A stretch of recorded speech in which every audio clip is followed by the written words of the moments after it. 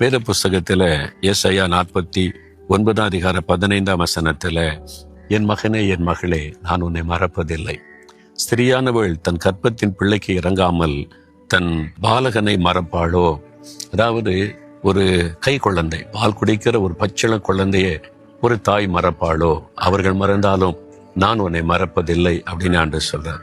கொஞ்சம் பெரிய பிள்ளை ஆயிட்டா கூட பிள்ளைங்க விளையாடிக்கிட்டு இருக்கோம், அங்கதான் நிப்பான், இங்கதான் நிப்பா அப்படின்னு சொல்லிடுவாங்க.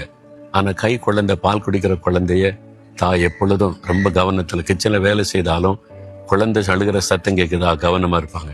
அப்பப்போ தூங்கிட்டு இருக்க குழந்தைய கூட வந்து பார்த்துட்டு போவாங்க. ஆண்டவர் சொல்றார், அப்படி ஒரு கை குழந்தைய ஒரு தாய் மறந்தாலும் நான் உன்னை மறக்க மாட்டேன். அப்ப அவருடைய அன்பு தாயினுடைய அன்பை விட பெரிதான ஒரு அன்பு, இயேசுவின் அன்பு. ஆண்டவர் கூட அதனாலதான் ஒரு தாய் தேற்றுவதை போல நான் உங்களை தேற்றுவேன்னு சொல்லுகிறார். தாயை முதன்மைப்படுத்தி ஆண்டவர் பேசுகிறதை வேதத்தில் நம்ம பார்க்கிறோம். தாயினுடைய அன்பு அப்படிப்பட்டது.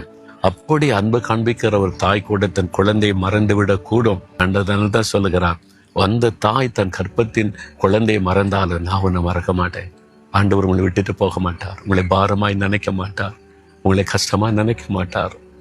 நான் உன்னை நேசிக்கிறேன். நான் எப்படி உன்னை மறப்பேன்? நீ என்னுடைய மகன், என்னுடைய மகள். இயேசு கிறிஸ்து தன் கைகளில் ஆணியடிக்க, கால்களில் ஆணியடிக்க தன்னை ஒப்பு கொடுத்து, நொறுக்குவதற்கு தன்னை ஒப்பு கொடுத்து, சிலுவையிலே மறித்து இவ்வளவாய் நம் மீது அன்பு கூர்ந்தார். என்னுடைய அன்பு வார்த்தையில் உள்ள அன்பல்ல, என் ஜீவனை உனக்காக கொடுத்து உன்னை என் பிள்ளையாக நான் கையில் ஏந்தி இருக்கிறேன். என்